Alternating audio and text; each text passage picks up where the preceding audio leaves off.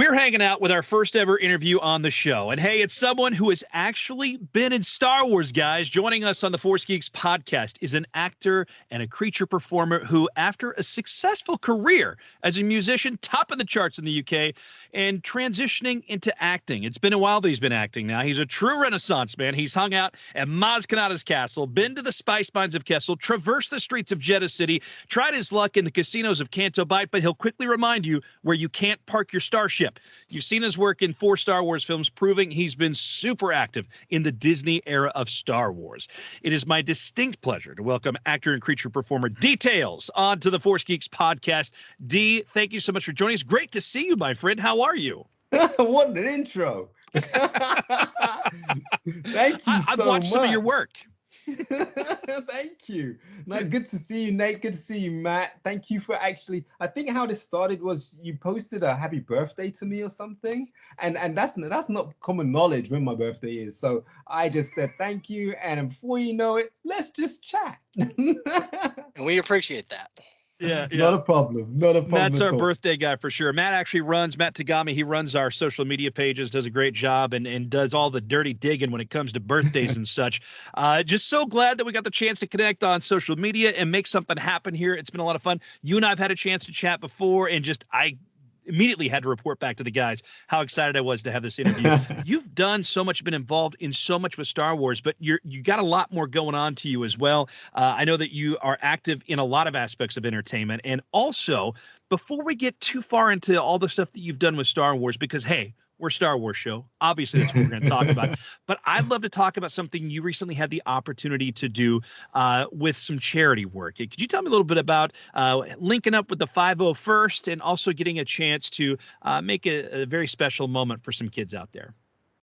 Oh, wow. I mean, I've been aware of this charity for a very long time. And here's what's interesting for me. As a kid, you grew up and you're watching Star Wars and you know who the good guys are and you know who the bad guys are, right? The same thing like if you're watching an advert for McDonald's and you know who the Hamburglar is, yeah, and you know who Right, Ronald McDonald is, right? Yeah. Yep. The last thing you want to see is them outside McDonald's promoting, come and buy some food, and Ronald is stood there with Hamburglar, and you're thinking, hang on, aren't they supposed to hate each other?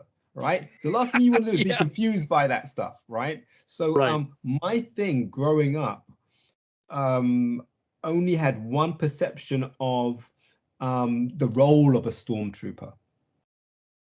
Right. So I never really got it when I became aware that the stormtroopers, there were stormtroopers out there making dreams and wishes come true for so many children out there. And so I never really put the two together.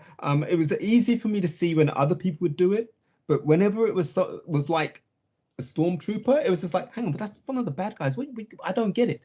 But obviously over the past few years and stuff, I've come to know stormtroopers, the people that actually wear the costumes. So now that wall has been torn down and I'm seeing a human being and it's not a clone. Right? Yeah. I'm seeing this human being. And that connection and seeing what they were doing for the charity then started to make sense. And then it kind of made the whole thing make sense to me. You know, I'm always moved by the smallest or the kindest gesture, especially for a child. You know, everybody has that heart for a child, you know, and everybody wants to make any child's dream come true, even if it's not their own, you know. So children who are going through a tough time, a 50-50 time, some of them, but have this joy and have this dream and have you know, these ideas of what will make them happy, like the perfect present or the perfect gift or something like that, you know. And when they get to meet somebody or they get to speak to somebody or they see something, all of these gifts mean so damn much. Yeah. You know, Make-A-Wish is such a special organization. It just is. You know, and then when you realize for yourself and you're thinking, wow, that's just a powerful thing. Yeah. You then become aware of what it's all about. You know, it's not, oh, that's nice. It's no, you're next to tears when you're seeing what's going on. Yeah. So I was contacted by them on Facebook by the 501st, and Matthew Gross and Robin Flux, I think it is. Yeah, Robin Flux. Wow, I'm remembering names. I just call everybody do. So that I was contacted by them and asked if I would take part in this online podcast interview thing, and Misty Rossa was going to be there, and they'd just like to have a chat with us. And would I be interested? I'm like, I am quite fussy about the charities that I get associated with, right? You know, because not all charities mean as much to you as it does to the people that are running it or for the purpose that they're running it for. And Make-A-Wish is up there. You know, my own personal one that I used for the very first time I did a signing last year was for Support Dogs UK.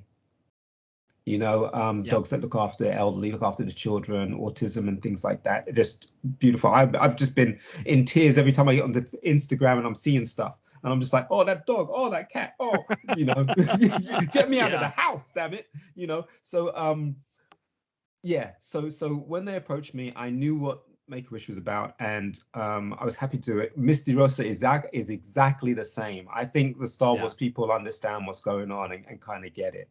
You know, and we both jumped at the chance to talk Star Wars, talk about CFX, talk about what we do, and it was a small thing on my part to do, but I was so glad and honored to be able to do it. So amazing. You know, it's so great. Again, Make-A-Wish is such a fantastic organization because they just make such a difference to the kids that are going through some rough times, and just getting a chance You've worked with them, right? I've had the chance to tell some stories in my career as a journalist and working with them on various events and fundraising. It's so great. It making a difference in kids' lives. And, you know, Star Wars, that's something that stands out because I became a fan when I was a kid. I can't even imagine what it'd be like to get a chance to talk to someone who has made Star Wars. And that's you, my friend. You've done that. You've made Star Wars. Yeah, it was just me. It was just me, man. It was just me. I directed the stuff. I recorded the music. But you're a part of it, man, and you're part of the whole thing. You know, I have loved it because, you know, as a kid and even as an adult, I mean, gosh, I'm in my mid 40s and I'm still talking about the stuff that I loved when I was a kid. You know, it's stuff that makes an impact. So I just want, let's tell people how they know you. So obviously it all got started for you with Star Wars for The Force Awakens, playing a creature called, is it Kratnus? Is that how it's said? That's right. Yeah. Kratnus. We see you in the bar. You're in Maz Kanata's bar, laughing it up, having a good time. As one of the brothers, the aliens there. Talk to me about what it was like to be on the set. Like, were you a fan as a kid? Was it a big deal to you to be a part of this? Oh my God, yeah. So how did it happen? Like, what happened? Like, how did this even come to be where you're part of Star Wars? You know, you have to reach a point where what I call is Star Wars magic, because there are just these epiphany moments, these serendipitous moments, these just magnificent out of the blue moments, right? And all right, let's go way back and introduce myself a little bit more about this fandom thing. I grew up watching Sesame Street, my friend. I grew up watching Sesame Street, loving Sesame Street, Muppets, understanding that some guy called Jim Henson was responsible for it, and I was thinking, wow, I wish he was my school teacher. Do you know what I mean? It was on that point. And every Saturday, well, it wasn't every Saturday, at a certain point on Saturday mornings after Sesame Street, and I think after maybe, I don't know, Black and White Superman or whatever, just reruns they were showing or something like that, they would show the making of a film. So I got to see the making of the original Dune movie, right? I hadn't seen Dune, but I was like, oh, so they actually make these movies. So I'm transitioning from that kid thinking, you know, actually, that's just pretend. They're doing what I'm doing in the playground. Yeah. Right? Let's just pretend, right? So I'm going through that transition, watching the behind the scenes thing, and then I see a series of these things about Star Wars. Right? Now, I knew of Star Wars because me and my friends used to trade the Star Wars cards in the playground. Yeah. I Yeah. had never seen Star Wars, but we Wow. were trading cards, right? And there Yeah. was even an argument in the playground as to who was stronger, Superman or Chewbacca, because Chewbacca has to hold open keep these walls apart from closing in on them. And Yeah. I don't think any of us had seen the movie, right? but that's what was going on, right? So I knew So who of won it. the argument? Yeah. I don't know. I can't say. I can't say because none of us really knew who Chewbacca was. Chewbacca Yeah. could have been like this superhuman beast, man. You know, you never know. But yeah, that was the general gist, and so I knew of it, and then all of a sudden I'm seeing behind the scenes, and I'm being pulled into this thing, and they're trying to make me to understand it, and I'm still swaying two ways. I'm like, I don't really know what's going on, but this looks interesting. Then I see, then they get to Empire Strikes Back, and then I see Kermit and Miss Piggy on the set of I remember that. Dagobah. Yep. I Yeah, remember that. Yeah. that for me was like, that's Miss Piggy. That's Kermit. Hey, that's Frank Oz. That's Jim Henson. Yeah. That's what got me into Star Wars. Nice. That moment, just they were what's the word? They were given that kind of seal of approval by the Muppets, as far as I was concerned. Yeah. You know, and I knew where the realms were, because it wasn't just out of the blue that we're talking about them. They were talking about the creation of Yoda, right? And they were acting with them, and there were a couple of clips of Luke and Yoda and things, and I'm like, oh, I get it. You know, because it was like I could have been on Sesame Street. I would have got it, right? Yeah. So that was a dream of mine, Sesame Street. I wanted to be there one day, you know. I Heck might yeah. get there. I It's might still get there possible, one. man. It's still on. It's Fingers owned by crossed. Disney. You know some folks at Disney. Yeah, you like to think that give me that break, right? Right? It's time. It's details time. So that's how that kind of came into being, and it was still years after that before I got to watch the movies. And in that time, I'd had a few toys, I had a few figures, Yeah. you know, because they were from Star Wars. If I was lucky, I might have a figure that might even appear on one of those cards, you Yeah. know, like 3PO or something, you know. But then when I saw the VHSs, yeah, they took a few watches, because even when did I get to see those? Like VHS, maybe late 80s when I got to see those. Uh-huh. Even then, there was something captivating about how the story was being told. You know, by that point, I'd seen space. You know, I'd seen Battlestar Galactica on TV. I'd Yeah. seen Buck Rogers. By that point, I'd seen kind of space. But nothing like this. You know, and we're not just talking about what fills the screen. We're talking about the transitions into those screens. It was like turning a page. Mm-hmm. You know, and you're like, oh wow, okay, and you're going from this planet to that planet.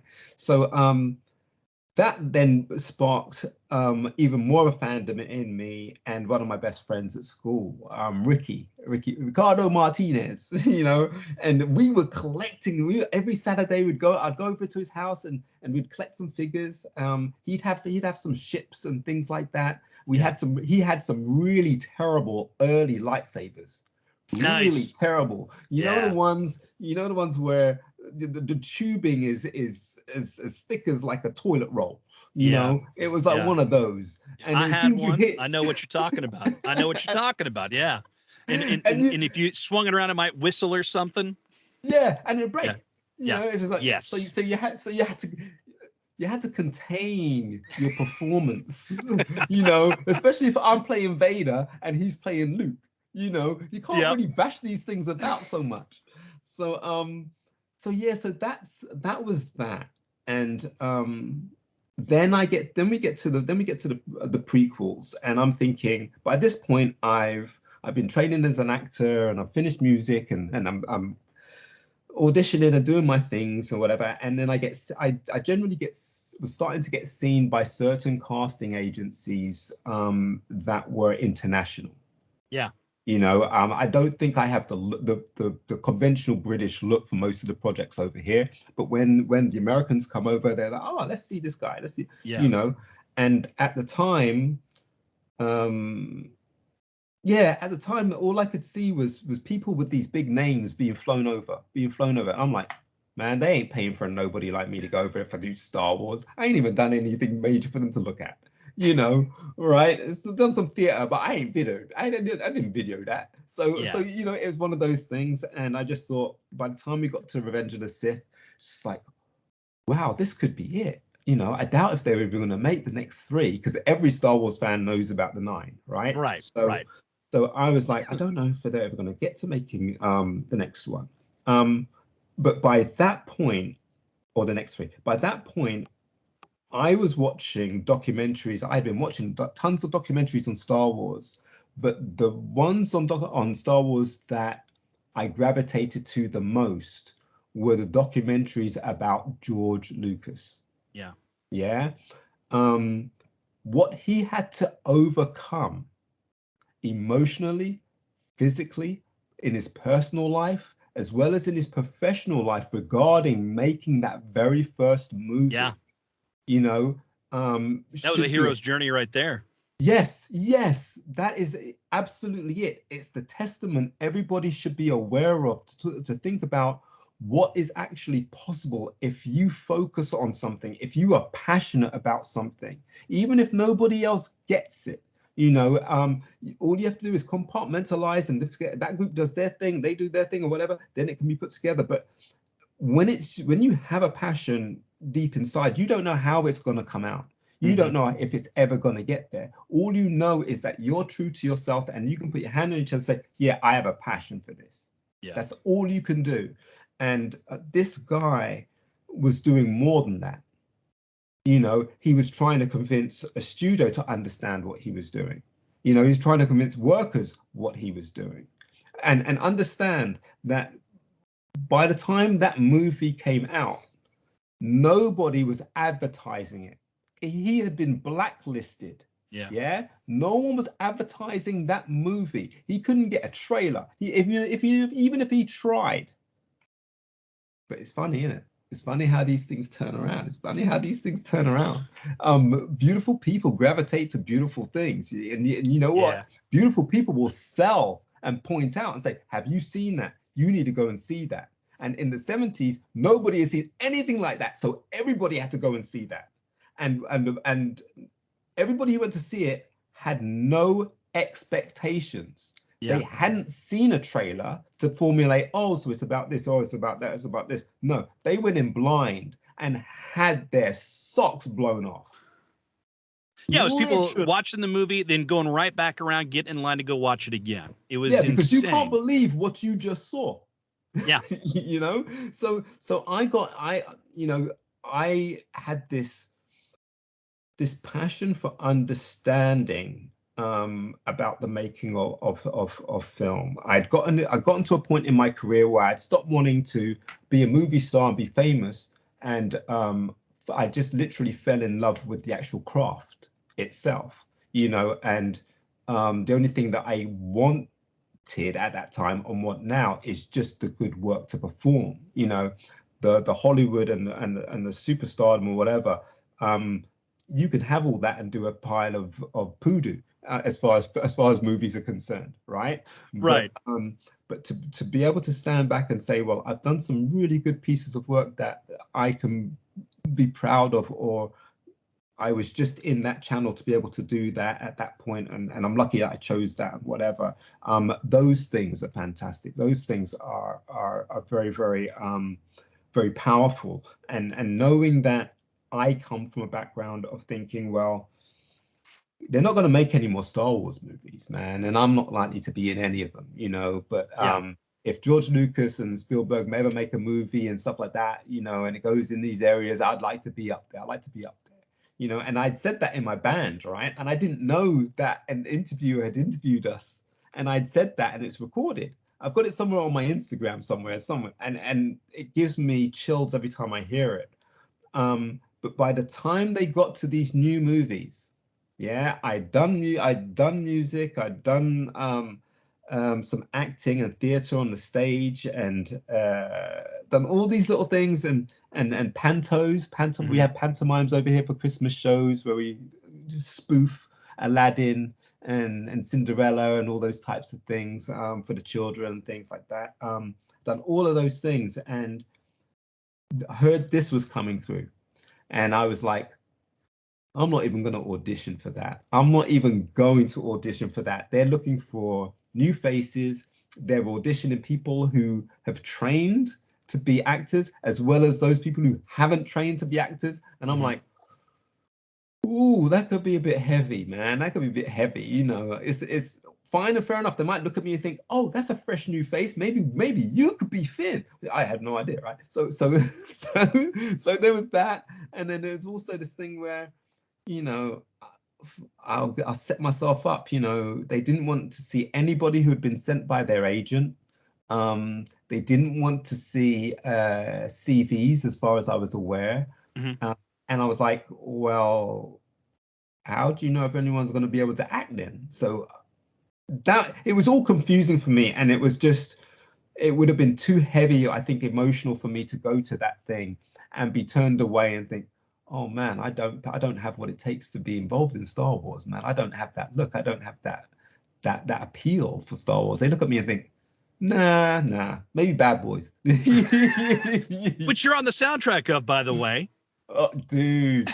Yeah. The first Bad Boys movie, that's how I first became familiar with your music back in the 90s, man. That was crazy. Right. I saw it emanate on the Bad Boys soundtrack. So yeah, I'm taking it back. We're going to get to that part. But in the meantime, so you think, I'm not going to even try. This is too big an ask on my part. But you go for it anyway. What happens? Like, what was the audition like? And what took place? I didn't go for it. I didn't go for it, brother. No, I didn't go for it. A friend How the hell did you get there then? A friend of mine, Brian Herring, had seen me performing in Panto, and we knew of each other. And he mentioned to me one day, he says, D, something's come through, and I can't tell you anything about it, but if I can get you seen for it or whatever, you know, I'll do what I can. You know, and I was happy for him at the time because I know he had been out of work for a very long time. And so that was just enough happiness for me. But I knew kind of what that project was. I said, does the first word begin with S and the second begin with W? And he said, I could neither confirm nor deny. You know, and then that's when I started beaming. I was incredibly happy for him, you know. And I wasn't taking him on his word because that is just too big. It's too big to even contemplate. It's huge. And then I had a phone call. It said Neil Scanlon would like to see you down at Pinewood. Amazing. And would you be available on this date? And I'm thinking, Neil Scanlon, Pinewood Studios? I'm there. In fact, I am already on the train, right? So I was already left the station. Yeah. And so I make that journey, and I'm trying not to be nervous as I can, because you never know what's going to be asked of you. And I'm just thinking, well, okay, they want me to audition for something. I don't know what I'm going to be doing. But let me just go with it. Let me just see what happens. And there was no audition. I got there, was straight into fittings. I had been ordained, so it were, by Brian to say, well, okay, he's worn creature stuff before. He's got the right temperament for it. And at that point, I think they were looking for people with the right temperament, because they'd fired a ton of people just prior to my arrival. And that ton of people that they fired all came from Warhorse, you know, the stage show. Yeah. And they had this preconceived idea or notion that, you know, Lucasfilm, well, bags of money, they should be paying us more. Or they should be picking us up and taking us home, or they were thinking about all of these little things, and you know, and you know, Lucasfilm Pinewood ain't got time for that. It was just like It was just like, really? Okay, well, here's your P45. See you later. Yeah. And you know, and then Brian became the consultant. So then he brought in puppeteers. He brought in the creature performers, you know, for that first year, for that first movie. And yeah, so I was being fitted for this thing. You know, I thought it was just going to be me at the time. I saw this face. It wasn't the face I ended up with for Kratos. It was Trashy's face that I was using, my twin brothers. And next thing you know, they're bringing in Tom Bell, who's going to be my brother, wearing the Prashy costume. I was going to be Kratos. And then we started no, not at that point. We had been dressed up and fitted. They brought in the head, you know, and I was expecting them to hand it to me, and it went straight to Tom. And it was just like, oh, okay. They said, no, D, your head's coming. And I had no idea what that meant until I saw the face. Yeah. And it was just like, okay, all right. So all right. So literally I'm gonna be smiling underneath this thing, and the creature's gonna be smiling, right? So it was just that, right? And it was just perfect. And as soon as we put the heads on, this is what we did instinctively, because as a creature performer, you don't normally get this much time to rehearse. Yeah. You'll see a picture as you go through fittings, trying it on. Next thing you know, you're on set, and you should know exactly how to perform that creature and what you're doing. Yeah, especially if you're Star Wars minded, right? You should know. It should be instinctive. They have one or two people around, maybe Aiden, maybe Paul Casey. Casey was the one watching over us most of the time, who would make a suggestion and say maybe a bit more weighted when you're walking, a bit more weighted, or you know, hunch your shoulders over a little bit, and these micro notes that would change your. There's a lot of physicality to it, because it's not like you can use your facial features or emote that way. It's all in how you're moving. Yeah. That's right. That's right. So things like that would happen. And so in the fittings, I just remember we just instantly went into this alien language. You know, the characters themselves, we have shoes on our knees, so we are knee high, right? They didn't use small people for it because they wanted to play around with the extra long arms and the distorted body shape. Right. Yeah. So we're on our knees in front of this mirror, you know, and then we started doing this language and started laughing and things like that and whatever. Yeah, you were yucking it up in the scene. I remember that. Well, yeah, well, we had kind of rehearsed this thing where there were two kind of performance angles for it. Yeah, one is I'm laughing because I'm always cheating and I'm always winning at this game, and my brother has his head in his hands, and you know, between the two of us, it's kind of like duping people in, pulling people in. So he would lose, someone else would come to the table thinking they could win, right? Type of thing. And the other thing was, if you guys are just hanging out and stuff like that, you know, Prashi will always be the one that whispers something in your ear that has you falling about. You know, like when you're out, you know, like when you're in a room with your friends and you see somebody and it's just like, hey, dude, look at that, right? And there's always someone who will do that to you when you look, the other person will look at you, right? Yeah. It was that scenario. So there were those two beats that we got to play with, and yeah, it evolved into Maz's scene and entertaining the cast and the crew in between the takes, because you can't help but do that wearing that face. Yeah. You know, it was an incredible moment. I remember JJ loving these two characters, and by the end of it, I know he bought Kratos' head. Yeah, I read that. Yeah, he bought Kratos' head. I know. But it was that whole thing where they can't see my eyes when I'm wearing this head. But when I'm walking in and stuff like that, you can see them pointing, you know, because those are the guys, you know, and it's only when they put us in place and when we're sat there and whatever, then you get it and it all comes alive, you know, and all of that was in rehearsing. So when we're playing around and we're entertaining the crew and things like that, we are technically rehearsing, finding our range at the same time. And it was, I, you know, to go from having no clue as to how to get involved in Star Wars to somebody just mentioning your name, and that being enough to get you in the room.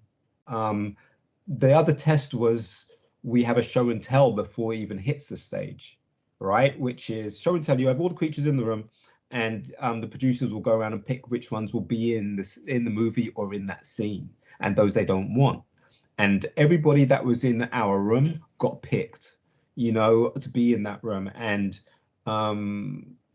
I had no idea when Neil said, look, I'm going to say creatures come alive as soon as they approach, and you just keep going until I say creatures end. All right. And I had to go up to him. I said, seriously, you just want me to keep doing this thing? And he said, yeah. Okay. Tom was stood in front of me. He could see behind me. As soon as they came in, he would whisper in my ear. Then I would start laughing. Then we would find something else to laugh about. Then I'm laughing. I'm laughing throughout this whole thing. How long were you on set for that scene? How long did that take to do? The actual scene? Yeah. The actual scene took, I think it took about 2 weeks. Yeah. It took about 2 weeks, only because the week before we started, Harrison broke his leg. I remember that news. Everyone's bummed because, like, this is going to make the movie take longer to come out. Yeah. So what happened was, rather than change the schedule for Maz's cantina scene, JJ decided, let's shoot as much of it as we can. Let's get as much in the can as we can. And there's even moments where you can see, like, I think there's a making of where you can see how they CGI'd the bar and Maz, and then had the chef walk past at the same time, and none of those things actually took place like that, and you're just like, whoa. That's movie magic. Yeah. Yes, it's Hogwarts. So what was it like watching Han Solo walk into the same room you're in and seeing him being on set and getting a chance to see an icon? Because, I mean, it's Harrison Ford. It's not just Star Wars. It's Indiana Jones. It's all these iconic roles that he's been. I mean, that's Hollywood superstardom right there. How are you containing yourself at this point? I know you've been in the music industry before. You've been around Major X, Janet Jackson, all these big names. Even still, I've interviewed tons of people over the years, big names. I still get a little fanboyish at times. How did you react? This is the beauty of wearing a mask, my friend. Half the time, half the things that I can tell you of some of these encounters, have been while I've been wearing the mask, thankfully, and when I've not worn the mask, I've dug deep to do my best acting as to play cool. But with Harrison, look, I mean, I had been briefed as to, I didn't know too much before I came in, right? Obviously, because it's secrecy at Star Wars. Yeah. Yeah, and you only know generally about what the scene is you're doing, or what it is you have to do in a scene you know nothing about. So I knew Daisy was there. I knew John was there. I knew some new little droid thing was going to be there. I had I had it explained to me, but I didn't quite get it. And you don't really get it until you see it. Yeah. That makes total sense, because it's just one small tiny component of the whole story, so it could mean nothing to you. Yeah, but the thing is, it's like you might see BB-8 on TV. You might see BB-8 on a poster or something like that.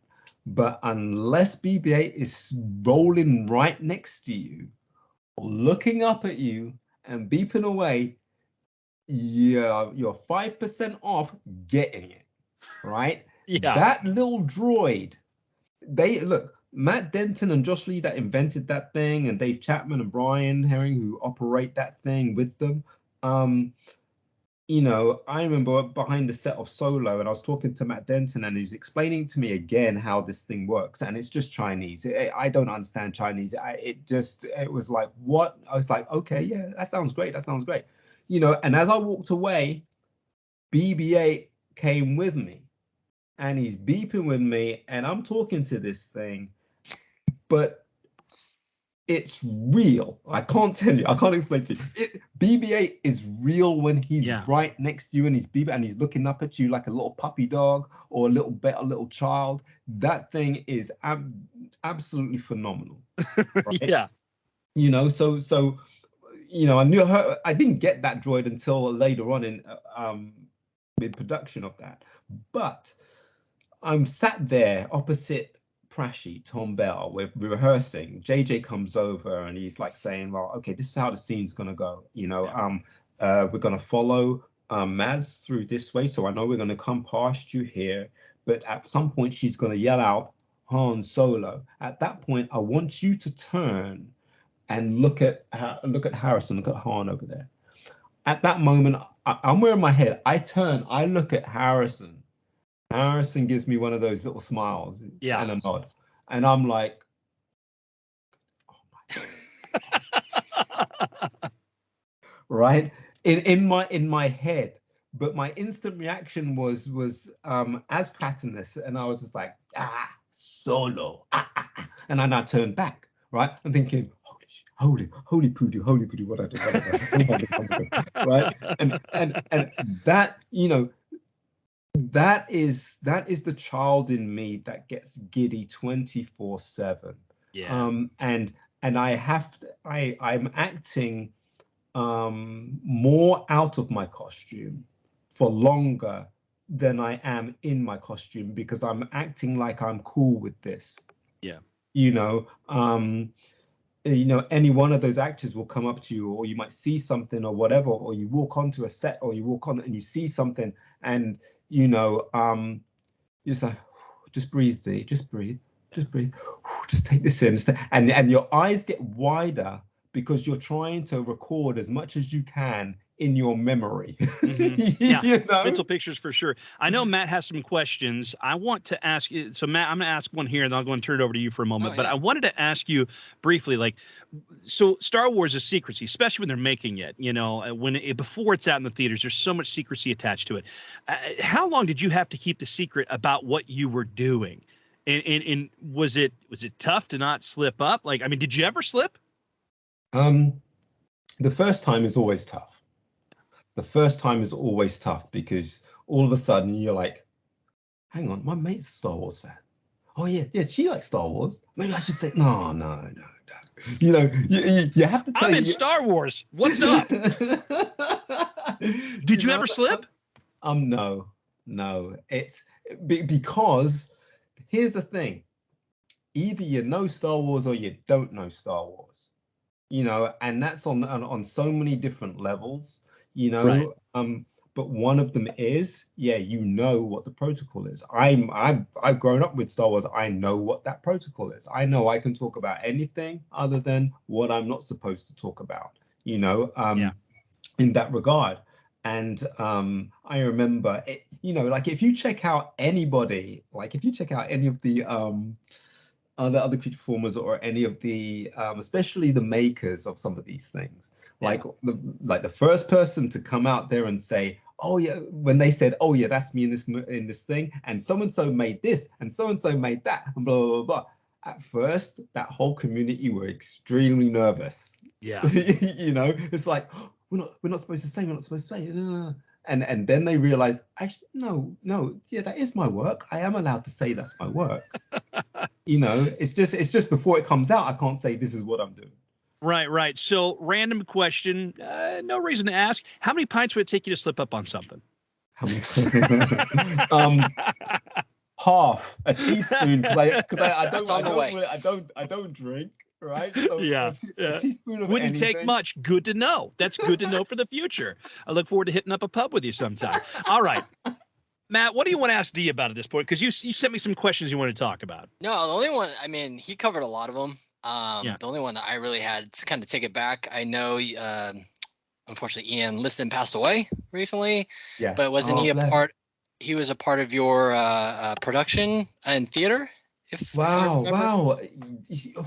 You know, hey, you know my birthday. You know about Ian Liston. What? Matt knows creepy things too, man. Hey. Be careful how deep it goes. Your hat size is 6 7/8.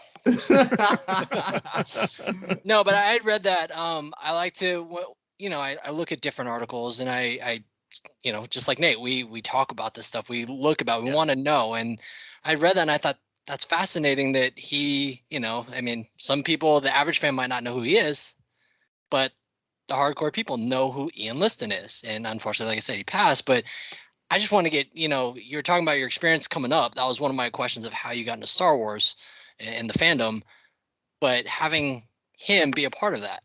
And did you ever get to pick his brain? You know, That, oh, dude, that's an amazing, amazing question. You know, it's kind of, it's given me a moment. It's given me a moment. That was an amazing journey as far as discovering his relationship to Star Wars. He was the first director producer to start casting me in these pantomimes, these Christmas shows.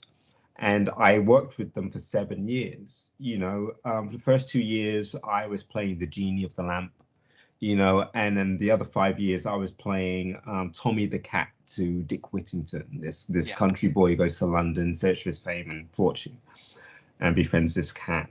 And along the way, he found out that I was a Star Wars fan. Then he explains to me, "Oh, I've done a few signings because I played, is it Wes Jensen? Yeah. Yeah, that's the one. Yeah. So phew, I got that name right. So he he played Star Wars test. Yeah. And I was just like, my jaw just dropped. I was just like, oh wow. So it's, you know, oh, see, look, now you can see these pigeon steps, these little crumbs that are just magic because I hadn't laid them down or anything. So I find this out slowly. And just as I finish off, but just as I finish off doing the last panto for him, I didn't know it was going to be the last one, because I just ended up not doing those anymore. But yeah, just off that, he then sends me a signed photo of him as Wes, you know, and he had heard that I was having involvements in the new Star Wars, and he sent that and wished me all the best. That's so cool. You know, and it's funny. I had no, you know, he was the producer of the show. He was my champion for whenever he wanted these particular roles to be played, you know, and performed. And along the way, under the same umbrella, I meet Brian Herring, yeah, who's desperately trying to get in touch with Ian and talk about writing some new Christmas scripts. Mm-hmm. You know, we all go our separate ways. You know, Brian ends up with Pinewood, then calls me into Pinewood. You know, and we instantly have joined this family that Ian Liston was already a part of. You know, there are things like that beg a belief. You just don't understand how those things work, you know, or they come about. You mentioned family, and it sure seems like that aspect is there because it's not just one film you're a part of. You're a part of several now at this point. You're working with Neil Scanlon. He's giving you directions, but clearly you did something where Neil's like, yeah, D gets it. He gets it. I got another thing for him I want him to do. And you're in there. What are your interactions like with him about this stuff? Because clearly you're doing something right, man. That was I love Neil. I like to say I owe Neil my career, you know. It was Kratinus. Yeah. Kratinus made everybody realize that I get it. Mm-hmm. You know, and it was, you know, it's that responsibility. If you're on a set and it's the cantina and you look like Kratinus, you know, how are you going to make everybody's day a lot easier? How are you going to kill those hours which normally take a lifetime in 6 or 7 hours of a day, you know, and putting a smile on someone's face while you're practicing and rehearsing and bringing them into your little world of fantasy and play and improv and all that type of stuff. that's, you know, I think that's probably been my biggest audition ever, because even while I was on set, I felt like I was auditioning. And You kind of were. You kind of were. After that, you know, I mean, last day, JJ said to me, I've never met anybody so consistent in my life, you know, and a lump in my throat, you know. But after that, the next thing that Neil put me forward for, he said to Gareth Edwards, you're getting D and you're getting Nathan. D, he was getting to play K2SO originally in this droid outfit. I read that. I was blown away. You would have been the original K2SO. That's cool. Yeah. Less impressive, I have to admit, less impressive than what they got in the end. But that CGI journey was good. That journey was beautiful. And if I'd seen the making of and saw somebody dressed up and didn't get to do it, I would still want to be that person. Yeah. You know, but you were great in that movie too, though. You got like all the kids laughing and stuff. And I mean, working with children, man. I mean, you've been around them. You got genuine reactions going on. How much of that was like organic, like actually just happening because you were just doing your thing? Hey man, you should call yourselves the Magic Show, man. You're just talking about these magic moments. You know, your theme tune should be magic. It's the magic hour now. It's what we're calling it. Dude, look. Yeah, I'm loving this. Look, for the whole of for what I understood about approaching Rogue One, I knew they were filming it guerrilla film style. So you weren't going to know technically when they were filming, but there were going to be cameras everywhere and all this type of stuff. Fine for some of us, agony for others, you know, because some people like, you need to know how long you need to stay in this suit for, because some people couldn't see, some people could barely breathe, right? So there's things like that, right? So, you know. And I should mention, you played KOHN, is what it was? Yes, Con. Con. Yes. It's like the L1 droid. Yeah. Yeah, it's a K-on, but it's a play on the word one. Yeah, so, there we go. Okay. And you're in the scene like right after the main characters get there to Jeddah City. You're in the streets of Jeddah and you're this droid and there's all these kids around and they're just super entertained. So pardon me for interrupting, but I want to tell everyone in case they're not aware. Look, man, there were months of prepping for what was going to be K2SO in that droid suit. Yeah. And then when they decided to go another way, my first thoughts are, but you still need me in the movie, right? You still need me, right? I can still be in it, right? You still need me. Yeah, you know, I'm basically begging and pleading, pulling on some shirt tails and things, you know. And they said, yeah, of course, you know. And so there's 2 moments I'm in this movie now, right? So I'm in Jeddah, and I'm rehearsing. I'm kind of improvising and working out this little 30-second routine that I'm going to be doing as soon as they yell action, so that I can carry on doing that over and over, because I don't know where the cameras are.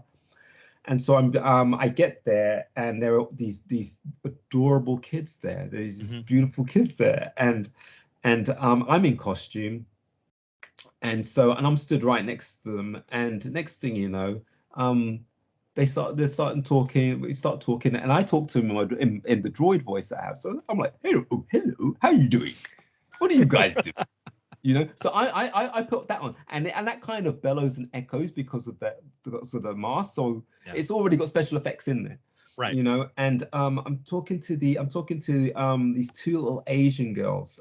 They could practically be twins, you know, and it's the girl that was crying when the tank comes in and things like that. Yes, yeah. So I'm hanging with them, and I remember one of them turning to one of the boys and giving them a stern look, because he's supposed to be improving like we are improving or whatever, because they were just pretending and just talking about all of this stuff.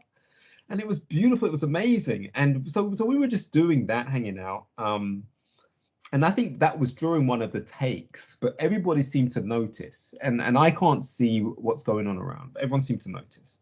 And so one of the next sections is that we were going to be tinkering with a down speeder. And I was going to be with these kids. So it's just me and these kids, and we're tinkering around with this speeder as this tank comes through. And then that was changed. And then I remember in one of the breaks that we had, you know, I just reached the set, and the the carers who look after the children, they brought the children back, and they said, "Oh, go and hang out with your robot friend over there." And so they all came running over, and I was like, and it was all so excited, and I was like, "Oh, hello, hello!" And it was that moment that they stuck in the movie. Yeah. Yeah. And so when I saw that in the movie, I was conflicted because one, when I see myself in a creature suit, my brain, I'm telling myself that's me. My brain's saying that don't look like you. Yeah. Right. Secondly, emotionally, I remembered how moving that moment actually was, and that they captured that. You know, it wasn't, they didn't capture anything contrived, they didn't set up anything or whatever, didn't even know they were filming, and they captured that moment. And it's only for a couple of seconds you see that in the movie, a couple of seconds, but that moment is monumentous. Mm-hmm. You know, and then later on for the reshoots, they painted the suit red, and then I appear in the alleyway, and you see this red L1 droid crossing past, and that will be me. But See, and I think it's funny you brought that up. Sorry to interrupt you real quick, because as a performer or musician, you get that feedback right away. Yeah. You're feeling the crowd. Yeah. And that was going to be one of my questions, and you brought it up. Thank you, because how do you get, like, you don't get that satisfaction like unless you're watching it on the big screen, actually on your TV screen. It's like, that was me.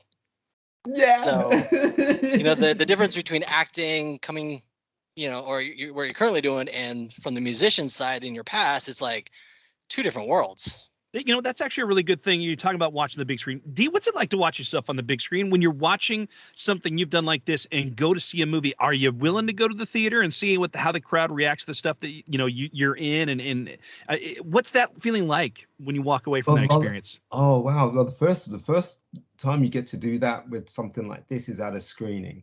So we have the cast and crew will have their screening central London.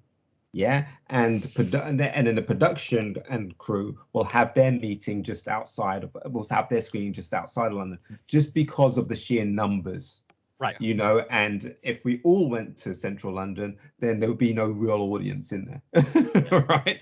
And so yeah, we kind of have our little private one, and we sit there and we all know what moments we're in. You know, and then gradually, you know, you look in the movie and you see some odd creature just dotted about, or a droid, and you're just like, who's that? Oh, that's Nathan. Oh, Nathan. Okay. You know, and it's like, he didn't tell me he was filming that day. You know, you have those kind of moments. Yeah. You know, but so is it hard to appreciate it though, to watch yourself up there, or are you guys picking apart your scenes? No, because I can't see my face. I don't even know that's me. You know, but then also at the same time there, and this comes as waves. And I know I had this thought process just a few weeks ago, and it was the fact that, you know, always growing up, I always wanted to be in a Star Wars movie or something like that, or whatever. Mm-hmm. You know, whenever I wanted to do films or grow up and be an actor, I always want to be involved in a blockbuster, because, you know, it was the summer blockbusters that used to tear me apart, you know, whether it was E.T. or something like that. But it was, yeah. You know, it was, you know, those were the eras of blockbuster movies, right? So you just love them, and that's what I grew up with. So acting in a soap opera and things like that have no appeal to me, right? So it slowly dawned on me on the past month or so that the same company that made those blockbusters is the one that was born out of Star Wars. And it's that same company that is telling me I have something to contribute. That's just, I don't think about that too often, but that's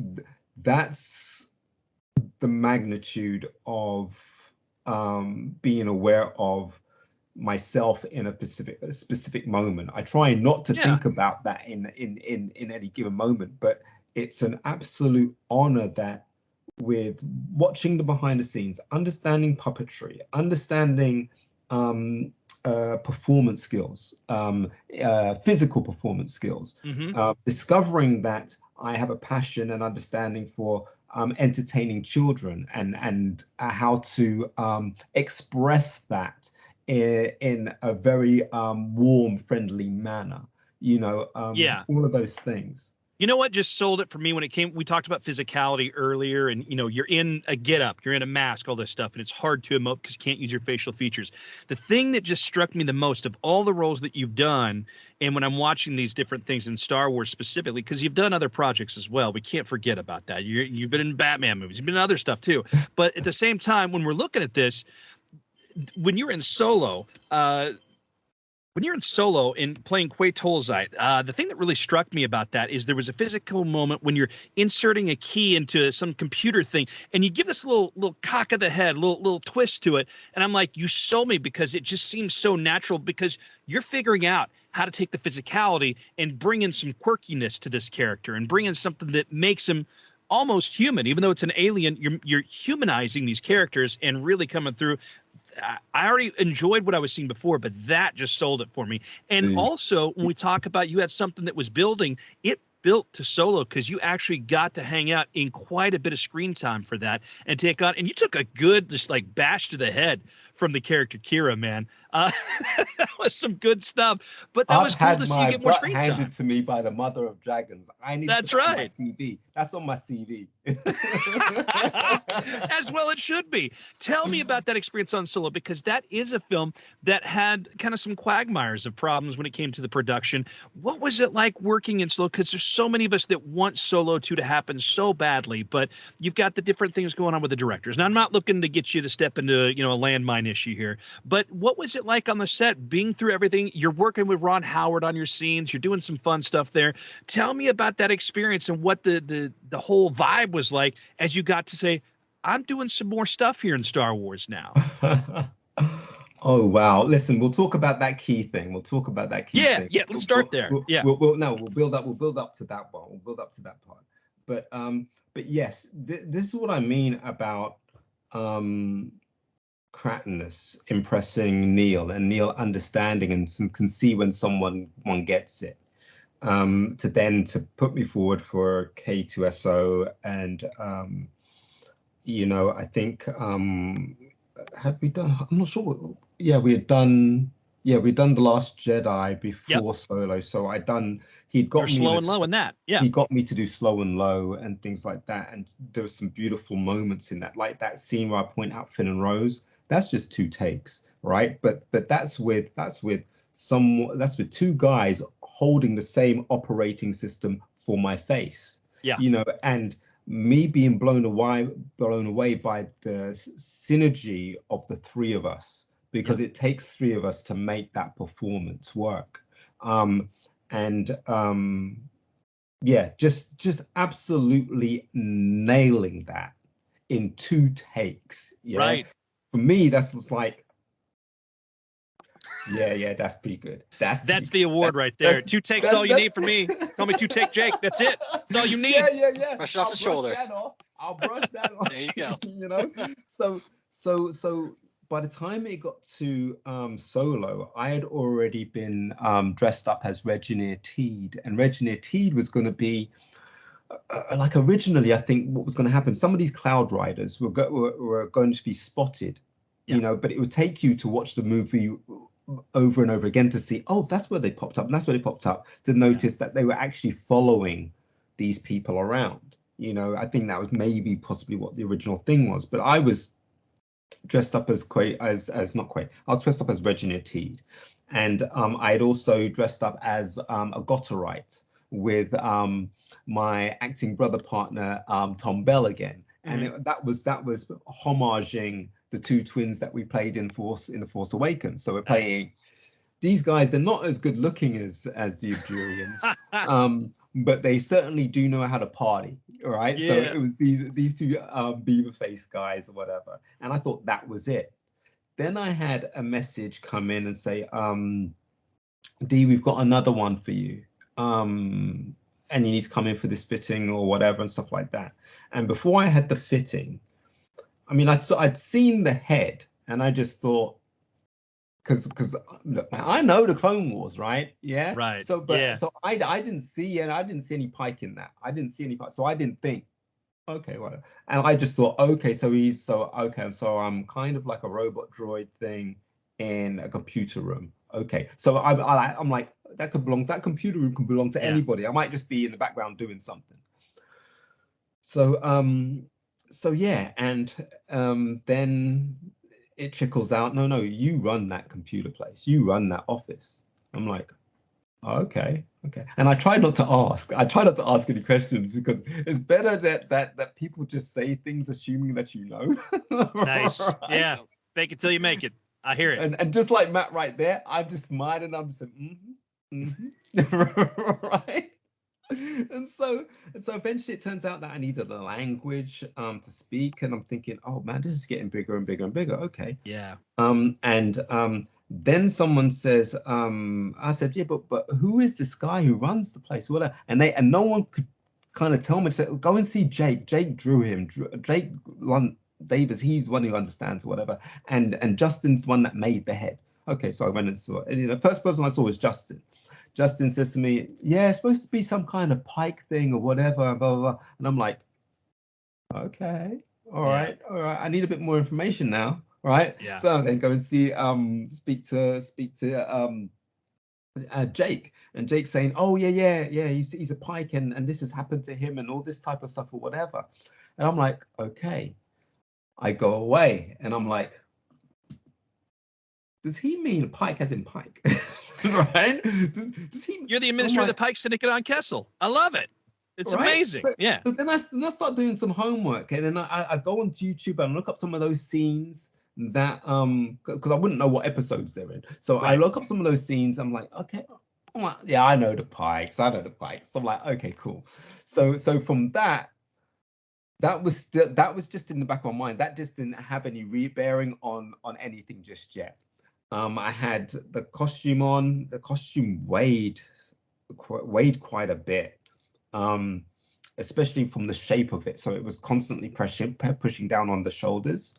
And then they gave me the keys, and this keychain. So I'm like, okay, well, I'm gonna hold my keychain like this, and I'm gonna hold it like this, or whatever. And then all of a sudden, my hands are in the same positions. My elbows are technically in the same positions as where the Pikes hold theirs. Mm-hmm. Right. So and he points with the smoking end. Mm-hmm. And the fingers are a little bit freer on the left-hand side as well. So I've still got the index finger pointing kind of leading the way from the elbows, right? So I've got that.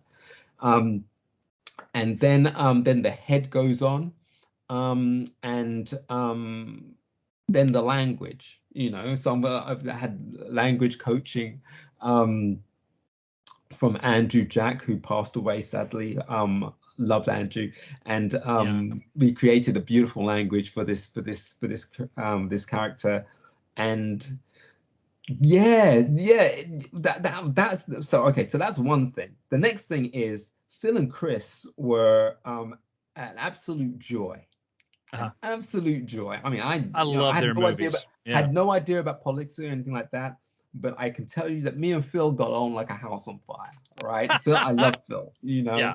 And so by the time they departed, I think I don't know about anybody else, but I had a week to kind of process and think, oh wow, oh okay, and I was really sad. Yeah. I was really sad. Yeah. And then a lot of people were, yeah. And then the next thing you know, I'm being brought back, and I'm like, whew, okay, let's go again. Let's see what we're doing. Let's see how this is going to be pieced together. And I'm stood there, and I'm stood underneath the Millennium Falcon. I have Chewie on my right. I have Han on my right. I have Lando on my right, and I have Kira over there, Emilio on my right. And at first, I'm like, should I actually be standing next to them? No, I'm just going to step back. That's the conversation they're having with Ron Howard, because Ron Howard's here now, right? So I'm stepping. I'm letting DD come over here. I'm like, okay, yes, Ron. Yeah. Yes, sir. So I'm here, right? And then it just took off again, because Ron wasn't doing this on his own. He was doing it with John Kasdan, you know, and John's a friggin' genius. Yeah. You know, you know, and so they're talking, and you can see that they pictured and structured something in their mind of what they're doing, and then they start reeling it off. We're like, okay, all right, cool. And he reels off this massive epic fight scene at the end, you know, that's going to happen. And he says, okay, so that should be, we'll shoot that in a day, you know, and obviously, you shoot that in a day. So that was quite cool, you know, and then it just took off from there. And understand that I was being directed by Ron Howard, right? I was being directed by Richie Cunningham. You can tell me any movie that he's directed, I don't care. Yeah. I grew up watching Happy Days. Yeah, the reruns, obviously. Of course, me too. But it was Sesame Street, Happy Days. That my routine. That was my childhood routine. And Richie Cunningham is here. Ron Howard, he's grown into someone who you first meet and you just wish this was my granddad. This was my uncle.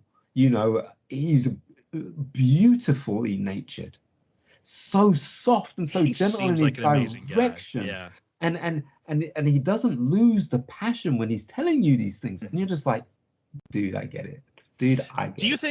Do you think that the way he conducts himself and that genuine quality that he has to himself, do you think that kind of helps smooth things over? Because let's be real, directors depart from a deal. A lot's made of it publicly. There's some uneasiness amongst a lot of people at that point. Like, it's kind of volatile at this point. Do you think that his nature, Ron Howard's nature, and how he conducts himself, do you think that had a big impact on people thinking like, okay, we're back in business. We're going this direction now. What's that like? Well, to be honest, I didn't notice any of the volatile aspects. Yeah. You know, you would hear about certain things, and you're like, that's not how it seems. Yeah. Right. So there is that aspect of things being blown out of proportion. Sure. You know, to a certain point, but we know that Ron is good friends with George Lucas. Yeah. You know, they made Willow. And yeah. You know, and they have a deep passion for Willow. You know, this relationship, it seemed like it was a natural process, you know, but also,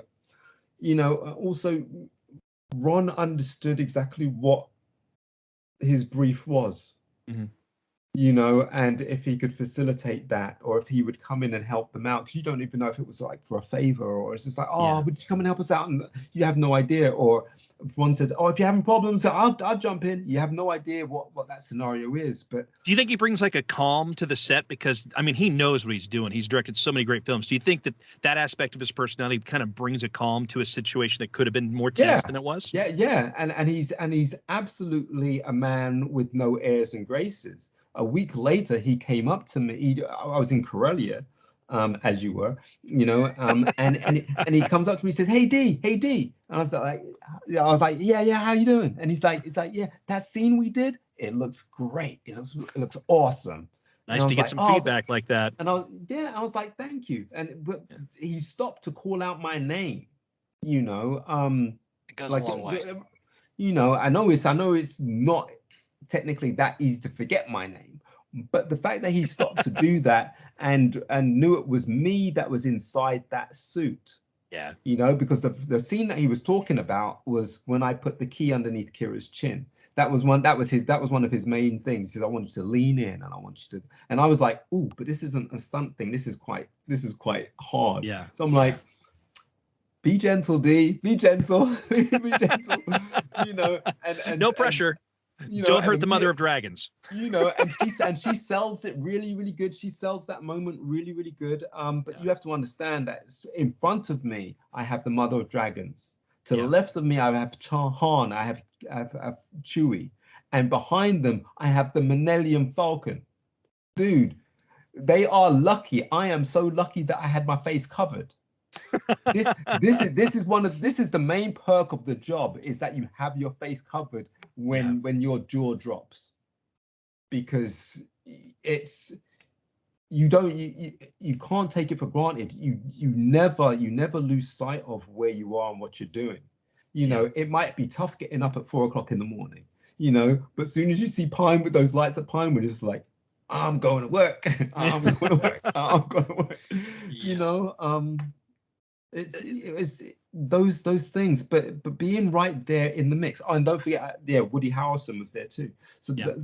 so wearing Lando's costume from Return of the How Jedi. crazy was that? Yeah. I mean, 'cause that thing's iconic from Return of the Jedi. That's my all-time favorite movie, just because that was the one I was the right age. I was like 7, 8 years old. It was the right age to just really picture myself in that galaxy far away. And that Lando outfit from Jabba's palace, like, that's Lando's outfit. Where's Lando? Yeah. Dude, you know, and you're seeing it, and you know, not everybody that's working on this set knows Star Wars. Yeah. But you know, when you see Woody Harrelson wearing that, there's only a few people that are clocking what he's wearing. Yeah. You know, and if you were to stop and look around, you see people going.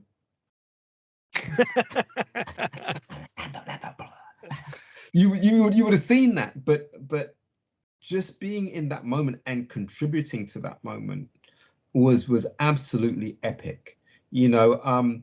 And like I keep saying, either you know Star Wars or you don't know Star Wars, right? And the many levels there are of that. My notes for Quay Tolside coming into his computer room, you know, hadn't changed from kind of like Phil and Chris, which was walk in like you own the place. Mm-hmm.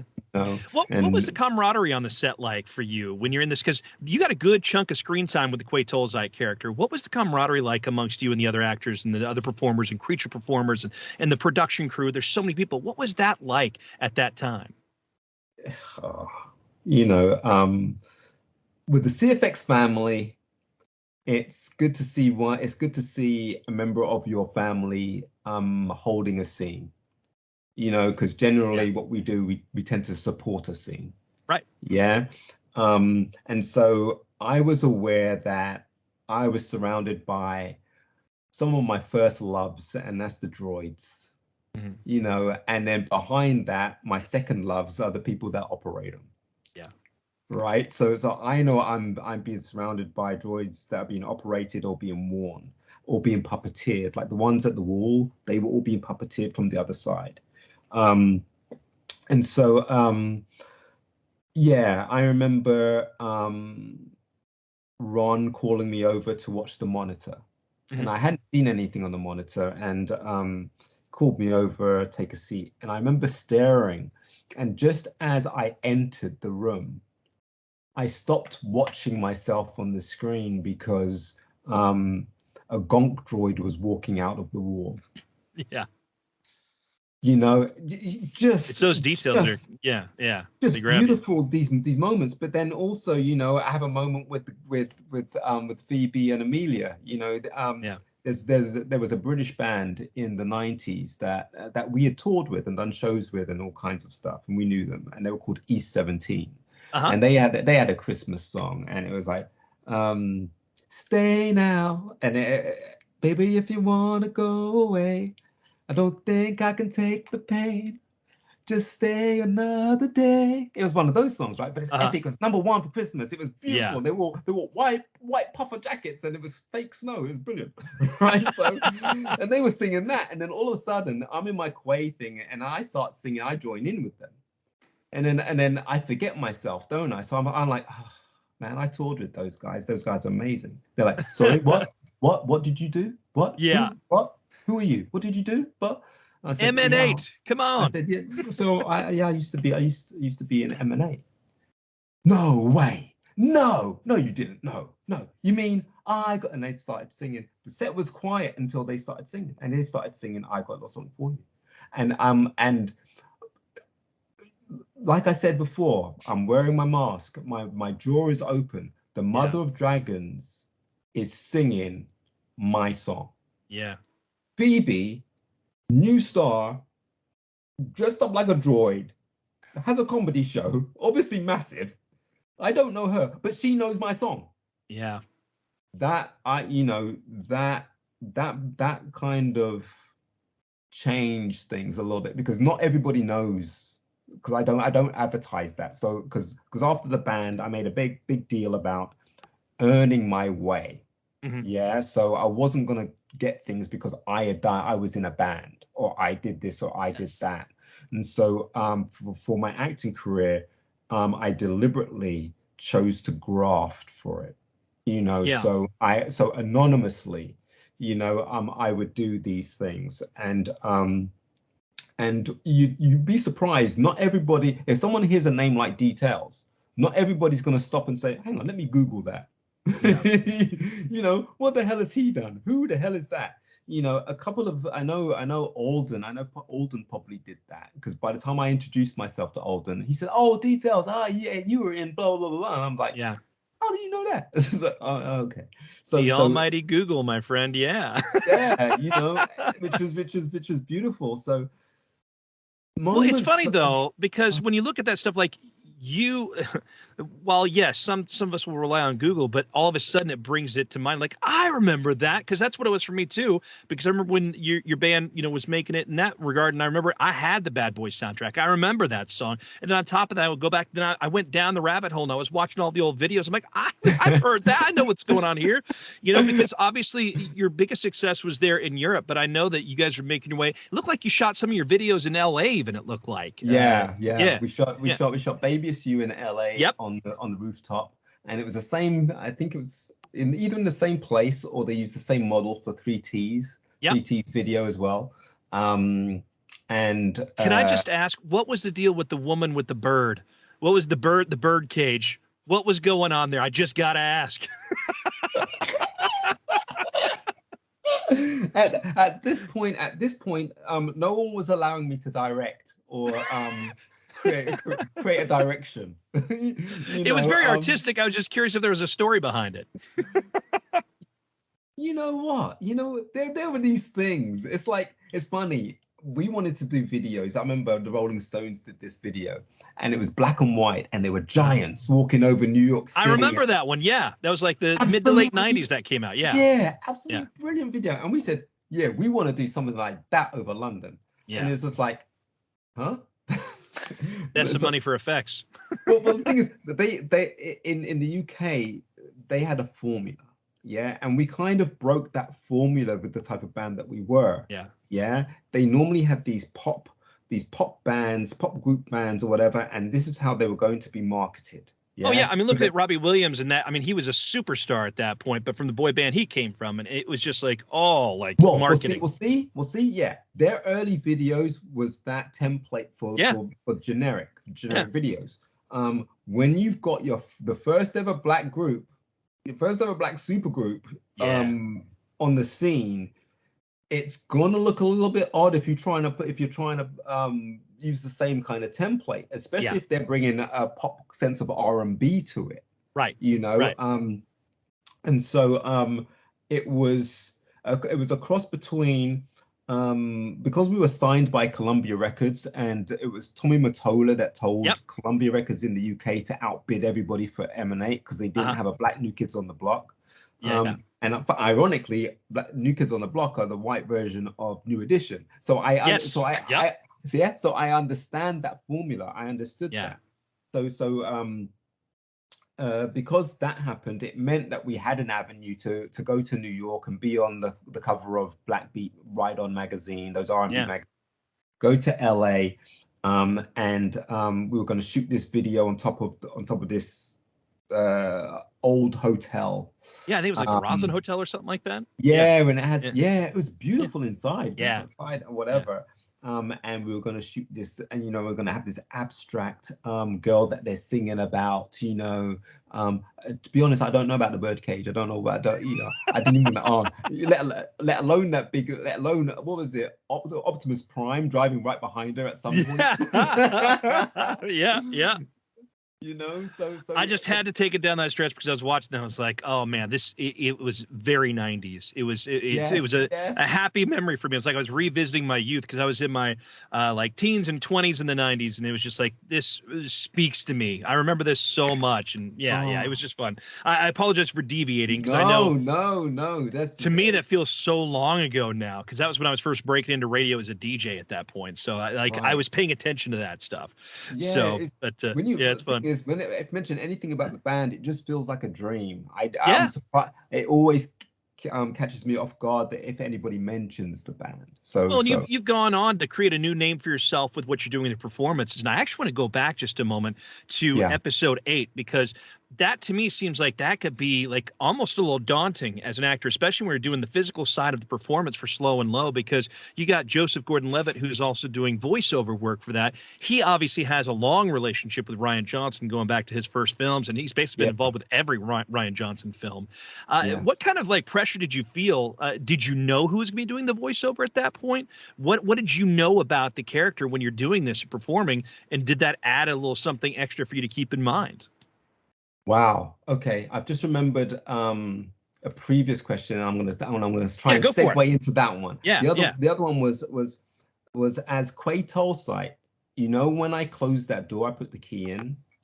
Yeah. The only direction I was given was that we're just gonna shoot the close up of you putting the key in the door and then that door closing on you. Right. That was the only note that I had. I know Star Wars. I know how those doors close, and I know that that door is closing on Beckett because I'm trying to separate him from Kira, because I'm slowly going to start separating them and then integrating them, right? And so when I I didn't tell them anything. They just told me, okay, is that the right motion? Boom, yep, cool. Okay, now we're going to shoot the wide and of the door closing on you. And 3, 2, 1, and I look. Because I know it has to close that way, right? And I took a leap to see if they got what I got from understanding. They clearly did. So that, as well as my gesturing to Kira and things like that in that room, very Pike. And Neil didn't know that I knew anything about pikes. Jake did your homework. Know. Justin didn't know. I didn't know that was a pike when I was first introduced to it. But when you tell me that's a pike, and the people that are making it saying, I don't know what a pike is, right? I'm like, I know what a pike is, right? So there was that meeting of the minds and creativity. So moments like that were beautiful. Now with Slow and Low, Slow and Low, man, I was given several different notes about this dude. He's like, no, he's rich, he's well off, he's quite he's one of these rich art gallery dealers or collectors, and he works on the beach and whatever, and that's what he's doing in a casino. So I'm like, okay, so my physicality is he's very upright. He's very elegant in his movements and what he does. Then I get a note saying, no, he's not wealthy, but he kind of considers himself to be a responsible citizen, right? Of this planet, which just has a lot of wealth there, whatever. So I'm like, okay, so I can relax a little bit. Now, all of these notes came after the photo, no, not the photo, the drawing that I got. The drawing, he originally was going to be scanning the beach with a metal detector. He looks up and a ship flies over. And I'm like, oh, it's one of those Star Wars moments. I'm like, oh, okay. Right, cool. But no, it slowly starts to grow. He says, no, he's going to be on the beach, then he's going to be in the casino and stuff like that. So I'm just thinking, okay. And I think it's just before we're due to go to Croatia, because I didn't know that I was going to Croatia.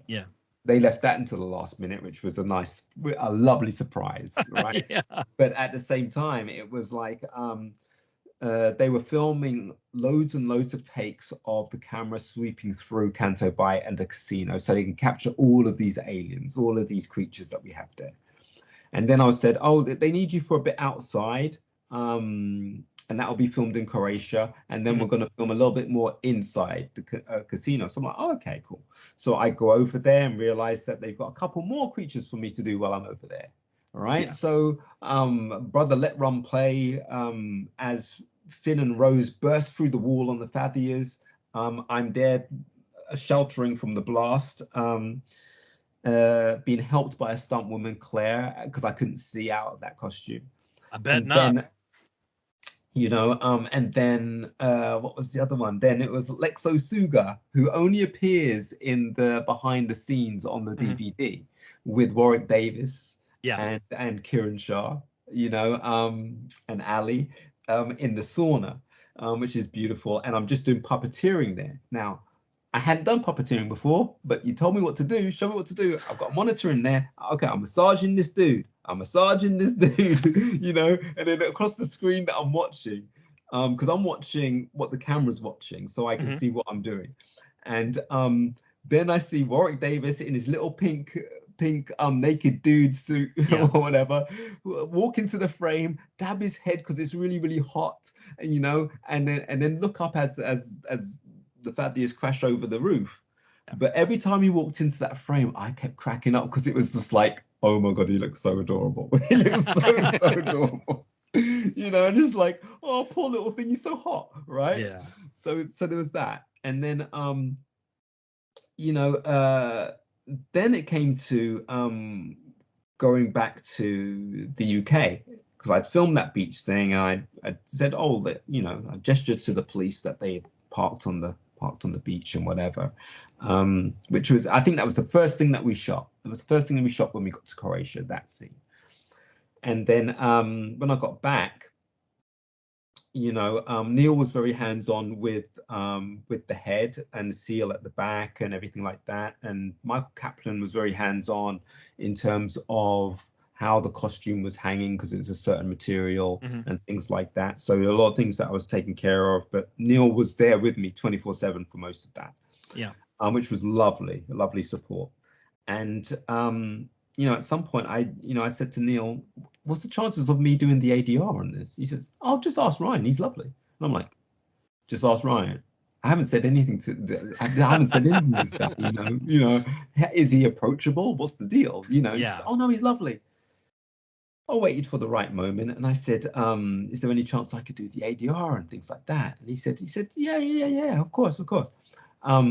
But it was nice to have that moment, because I know when these things go to LA, it's just like, well, why don't we get so-and-so to do a voice? Like, oh, well, and how things can spiral. Right. And when it's someone like Joseph and he has that relationship with Ryan, it's an honor. It's an honor. It's like, oh, I'm part of that, am I? Okay, cool. Yeah. One of the most beautiful things about that whole situation was that there was a period where everyone thought it was Joseph Gordon-Levitt in that suit. Then there was another period where these fans were saying, these fans were correcting these sites. He just did the voice. He's not in the suit. Dee's in the suit. Blah, blah, blah. And it was adorable to see that, but also just an honor to be part of that family, because it's not just that. I'm named after a Beastie Boys song. The Beastie Boys will look at The Last Jedi and see Slow and Low and see him and see me, say, yeah, he's named after. I can hear the drum break going on that song right now. Yeah. so without them even knowing me, there is that kind of, there is an extended association. So that whole period, and Slow and Low himself, when I got to speak to Ryan and I said, dude, which way is this guy going? Because I'm told he's like this and he's like that. And he says, no, just think of him as a hippie. I'm just like, and there you go. I'm like, dude, I could do that. And so that's why you see, right? It's one of these things that either you just don't think about, but when you see it, like when he steps into that scene, it's almost like, yep, those are the ones. But it's that plump that he does, right? And then also when they take Finn and Rose away, and you see him drifting off into the background, he's very drifty, very floaty as he drifts off or whatever. And that was that final moment of being told who he is, how he what type of person he actually is. and that's what you saw there. I want to go to one more question about the movies that you've been in. And this time I want to go back to Rogue One. Had a big 5-year perspective. StarWars.com was talking to Gareth Edwards, doing a retrospective interview about that. When you look at that film, that was a very different kind of Star Wars film. Different from everything else. This was like the start by Disney to look at these offshoots from the Skywalker saga. Is being a part of a film like that, what stands out to you from your experiences with that film that might seem different from the other movies? Because you talked about the guerrilla style, shooting of the movie. Was there something about that movie that stands up to you 5 years later that distinguishes itself from the other Star Wars movies? And I'm going back to the original trilogy, the prequel, the sequel trilogy that you've been a big part of, the Disney era. What makes that movie stand up on its own that seems its own identity to you? The number of humans in it. Yeah. There are very few aliens in it. Mm-hmm. Very few droids in it. There's a grounded perspective that it has, and what's interesting, I think the last time I watched it, it kind of represents how insignificant humans perceive the droids to be. Mm-hmm.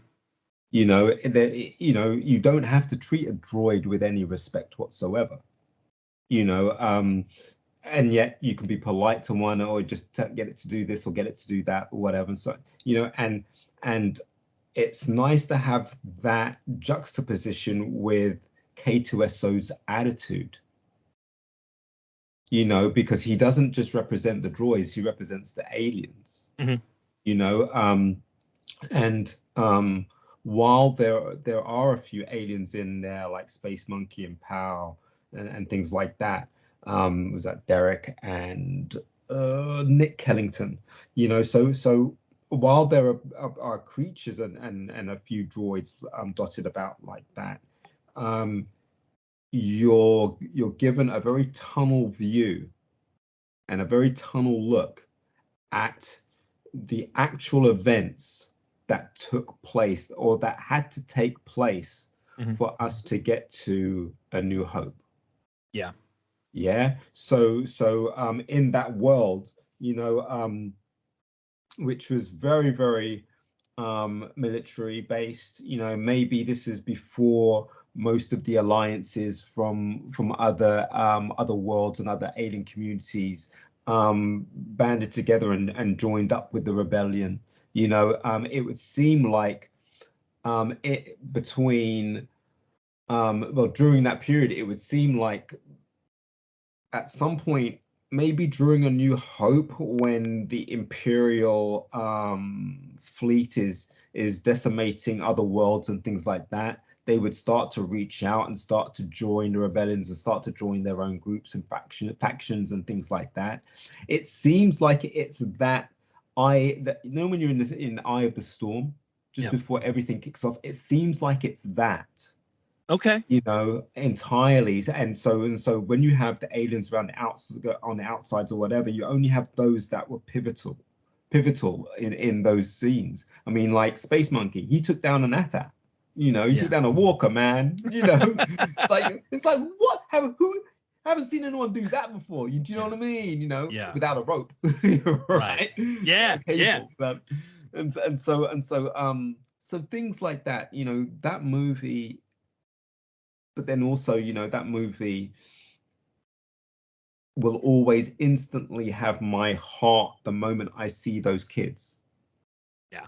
The moment I see those kids, it already has my heart, because I don't see me in that scene, but I know what that feeling was, and I know those kids and whatever. I know the fact that wasn't on the shot list. Yeah. Interesting in making wise. I told you what I did, as I had a repeat of a 30-second routine.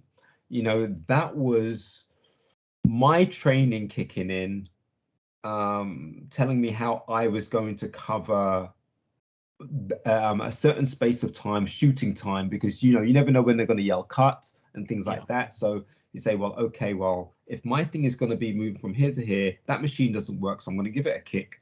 the same way 3PO kicked R2D2. One of those, and see these little things that came so close to them keeping, right? Yeah.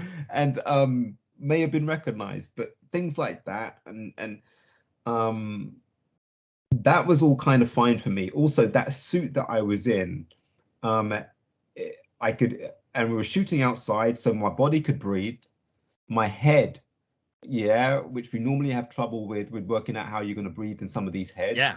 My visor was just mesh, so my eyes were kind of just behind the lights or whatever, so I could see, but there was enough breeze coming in, so I could breathe. It was a very comfortable suit. It was made to fit, and it needed to be. I would not have guessed it would be comfortable. That's amazing. Yeah, well, it was going to have to be, because if I was going to be K2SO, I was going to spend a lot of time wearing it.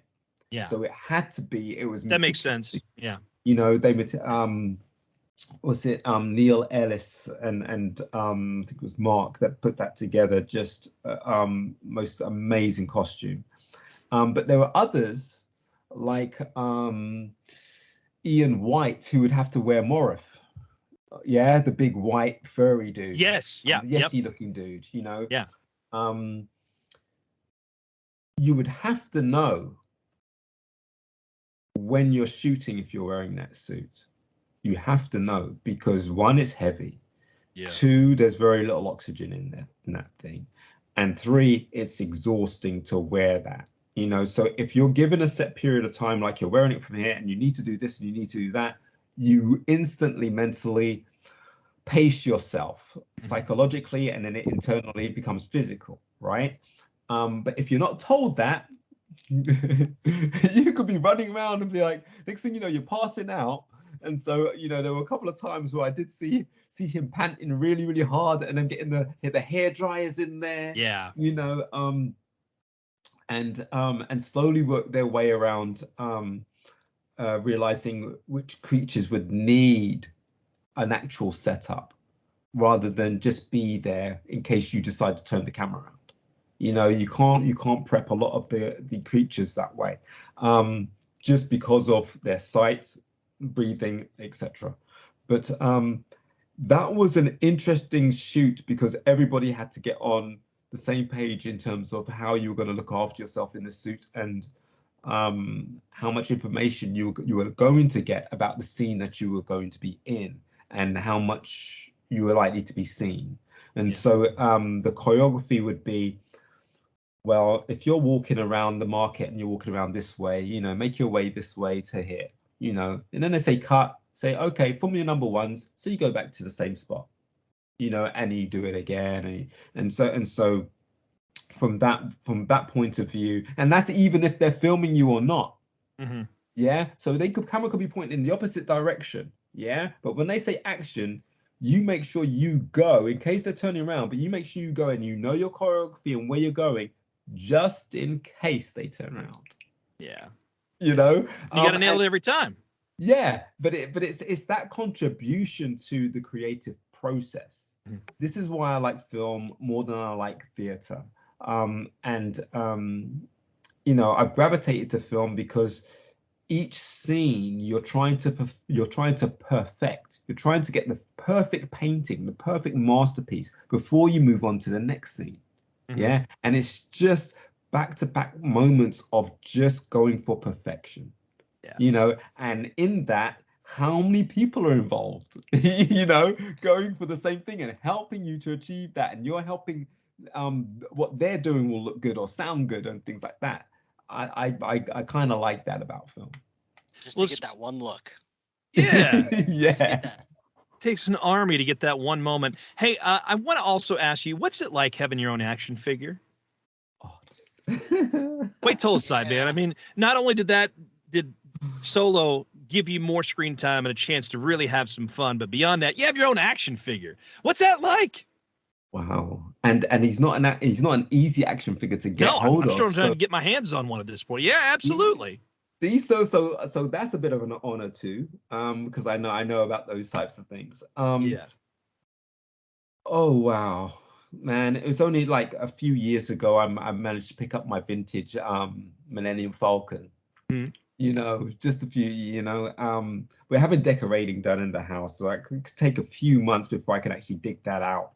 But I want it to have its pride and place, but I want one of its owners to be stood there beside it, and that whole thing. When we do these creatures, we don't expect the toys, but we always sit there and think, oh my goodness, wouldn't it be great? The first time was Maz's Castle. Wouldn't it be great if they made all these figures? And then if they made Maz's Castle so you can put all these figures in those places, right? I think Lego might be on the case of doing something similar to that with various things. But you think these things through, but you don't hold on to them, because if it doesn't happen, it just doesn't happen. But it's when it does happen, it's an extreme honor. I mean, I've got a Lego figure. Kratos appears as an animated figure in the PlayStation game Force Awakens, things like that. And the last one that happened, that, man, these things, they're so moving. These things. The last thing that actually happened to me was I was rewatching the first season of The Mandalorian. Yeah. And in one of those end credits, I think it's the end credits, just as Carl Weathers' name comes up, you have a painting drawn by Doug Chang. Yep. And in that painting, sat there, you have Kratos. And I'm like, if that's as close as I get to the Mandalorian, so you are the Mandalorian. It's like I will take that, and not only will I take that, I will take that because it was drawn by Doug Chang. Yeah. Are you just kind of itching to get into the TV side of Star Wars as well at this point? I'm itching to continue doing this. For as much as Lucasfilm want to keep calling me up to do it, because I get it, and the thing is, I really do love it. There is this thing, like I've been talking to. Here's the thing, I've been like, I did this Make-A-Wish thing and was chatting to Misty Rosa, and before that I was chatting to Doug Jones. Yeah. Who is the epitome. He is who we all strive to, whose shoes we all strive to walk in, as creature performers. And I got to talk to him on Instagram, and he's absolutely lovely. But it's this kind of like understanding that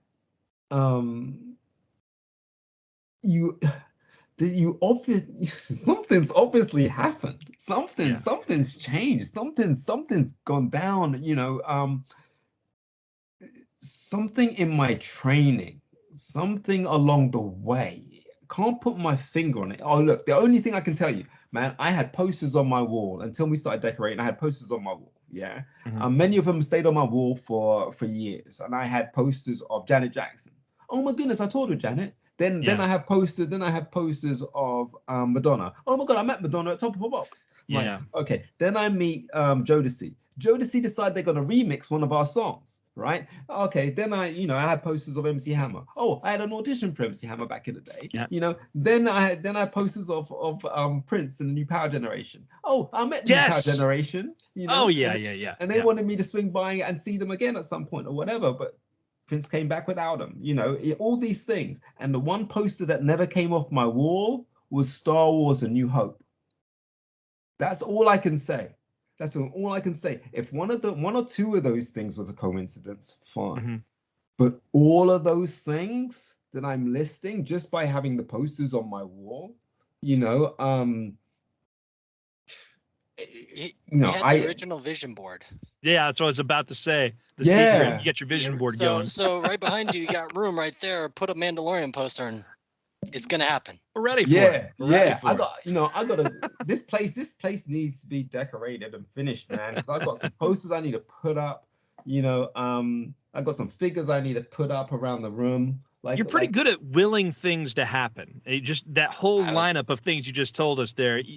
got something going on there. I don't think it's by chance. There's something So let's you're try doing it. there. Put one up, and then Manifesting we'll it. come back, and you'll be here with the Mandalorian. Hey, Put it on the wall. hey, but here's the thing. But here's the thing. You never know. It's like with Star Wars, you never know if, not just with Star Wars, but with this thing of having this kind of vision and visual manifestation and things like that. You know, I might put up the Mandalorian, but I might not appear in the Mandalorian. I might appear in Obi-Wan Kenobi. You know, see, so it's things like that. So that whole world for me is everything. And as a career, it's fantastic because I'll have castings for smaller companies, Yeah. you know, and I won't get those. You know, I won't get those castings, right? Yeah. But the biggest studios on the face of the earth, they say, D, do you want to come over and do this? Like, okay, yeah, I'll be right there. You know, I guess, sure. so the context is great. Sometimes the gaps are huge. Sometimes the working gaps are huge. So I kind of have to fill that with a lot of optimism. So, are you able to say if you're in Obi-Wan Kenobi at this point? am I able to say if I'm in what? Are you in Kenobi? Can you answer that question? Where was that being filmed? Well, hey, it's LA. I know. But there's also Andor that's over in England. So I'm just curious. So we can what? see what some which question? So which question are you asking me? Let me ask this: Are you gonna be in some Star Wars television, my friend? No. I've kind of missed those. I've missed those. Yeah. You know, the closest I got to the Mandalorian. I mean, I was visiting Chris Bartlett, who played the ferryman, and he's been the droid Zero in Mandalorian and things like that. I stayed out there with him and his lovely wife. And I think while they were filming the first season, I was there during that period because I wasn't on The Rise of Skywalker. Yeah. See, if you watch The Rise of Skywalker, there aren't as many aliens and creatures in that as you would think. Yeah. You know, you've got the crowd scenes and things like that, and the added CG scenes on top of those crowds and things like that. But mostly it's Mark Hamill's alien in the beginning that I remember as being a creature that had any significant screen time. Yes. Yeah. So literally it's kind of like that was the perfect opportunity for me to take a trip to LA, try and sort out my US visa, my US work visa. Yeah. So I got halfway through that before COVID hit. So it's kind of like it's on a indefinite pause, because it's like if I get an offer from a company in the States, or if they want me to work over there, they haven't got to pay for my visa. So I can sort that out and I get a 3-year visa rather than a 6-month visa. Okay, that makes sense. Yeah. So that's what I was in the process of doing, just so that I could be available. Yeah. Both sides of the pond, should they need me over there. But these TV things, it's like, but it's, for me, it's kind of like, you know, when they were shooting the prequels and things like that. It's just like I've got no kind of idea of what they're doing. I haven't got a clue, and so I'm at the point where it's just like, well, you know, I don't know if I can't really pitch for that. I'm just like, I'll wait to see that. You know, if they need me, they will let me know, I guess, right? But with these TV shows, I'm more excited about seeing them. You know, like The Mandalorian. They are fun to watch. The Mandalorian hands down is probably the best storytelling TV I have seen, possibly ever.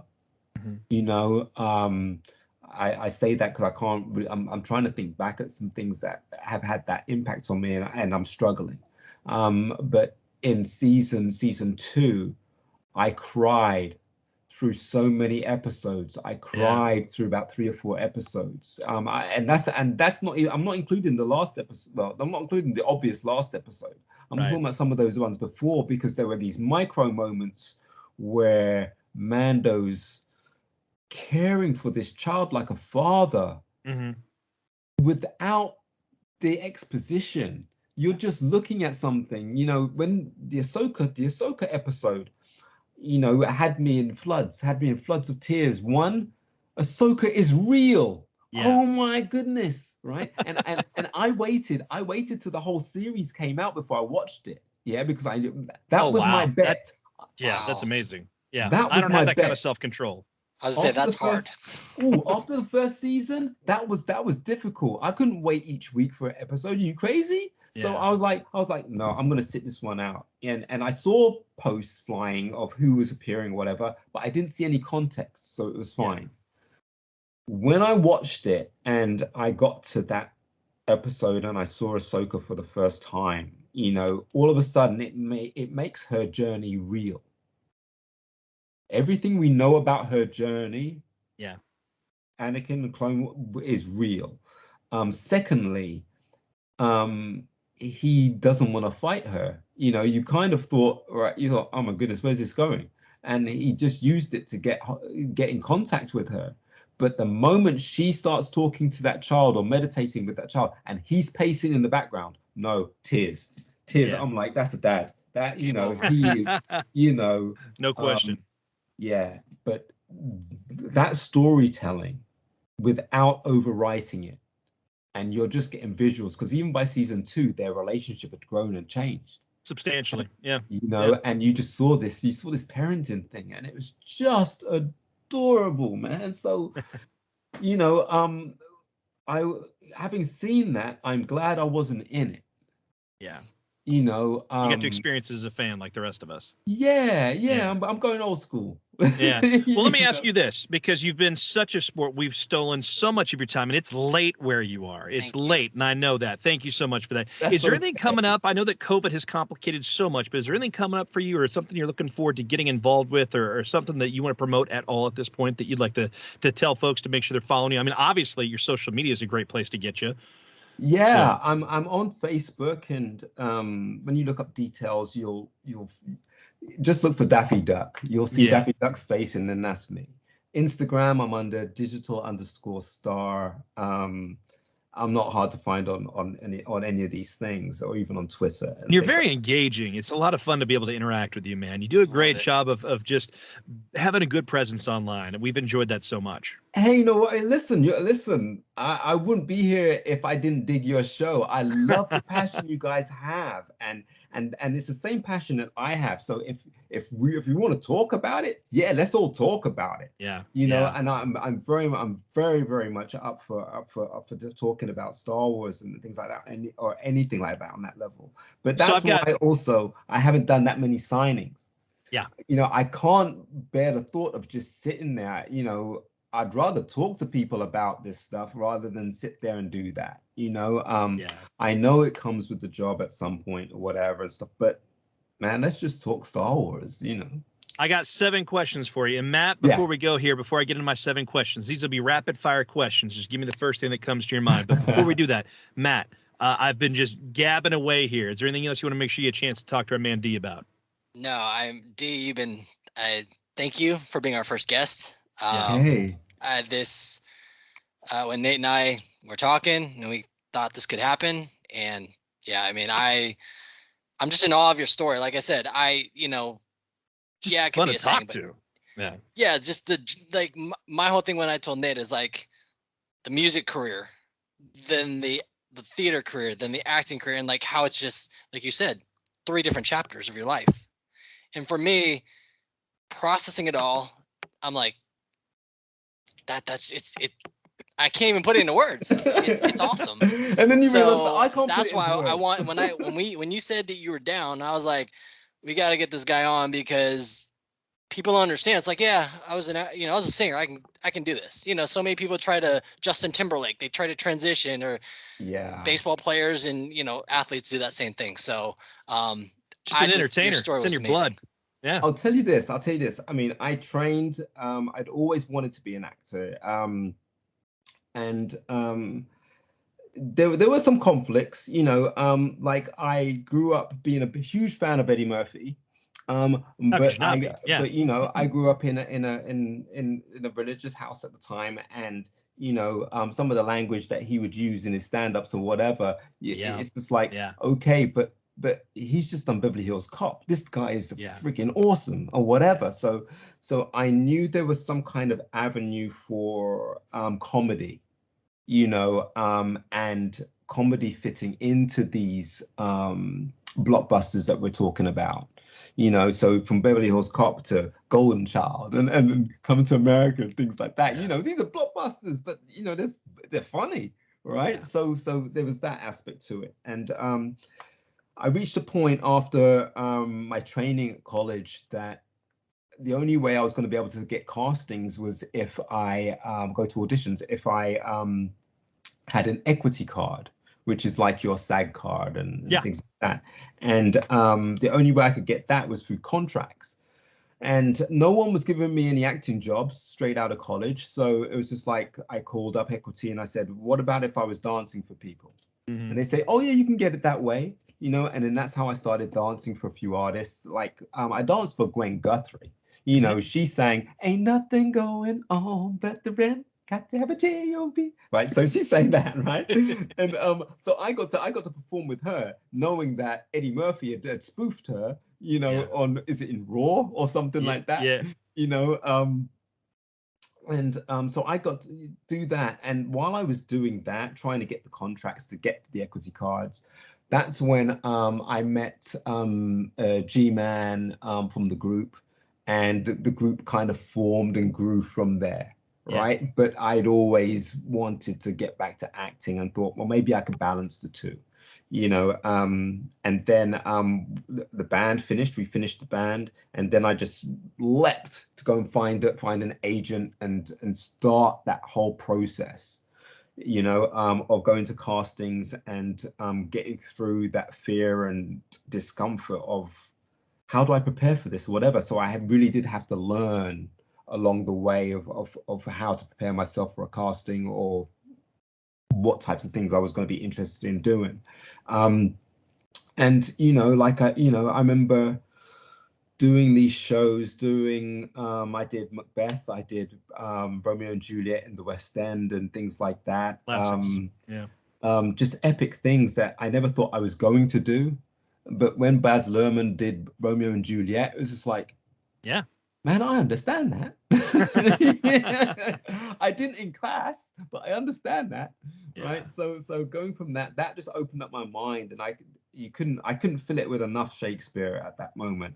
And then, you know, every Christmas doing these Christmas shows, it would get hard to do because you got 2 shows a day, and I'm turning up an hour before everybody else just to paint my face, right? Get to my costume, and then I'm leaving an hour later than everybody.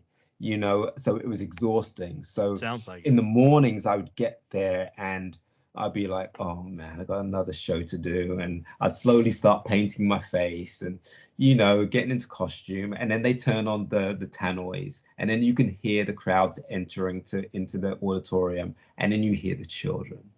Yeah. As soon as you hear the children, it's like, okay, and the smile just comes back, and I know who I'm performing for. Right. But then you have those moments and you're just like, oh, you have to dig deep, man. What if George Lucas or Spielberg are and they brought their kids? And it's always those two I think of. Yeah, because that's big. Yeah. And you don't want to do a poor show in front of them, let alone anybody. So I would always dig deep and go there with that. And my dream as a child was, you know, it's funny, you know, it's like no one that you know has done what you're about to do. So when you say you're going to do something like this, or you want to reach a point in your career where you're acting in these movies and things like that, everybody around you, all they can think of is, well, a friend of mine, they did an advert, right?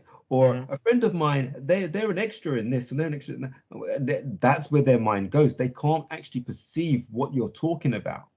You know, I'm saying, no, not an advert, not a walk-on part, you know, on your local soap. I'm talking about when you see these big movies with a big spaceship. Yeah. When you see a big spaceship, or you see a big boulder chasing some dude with a hat and a whip.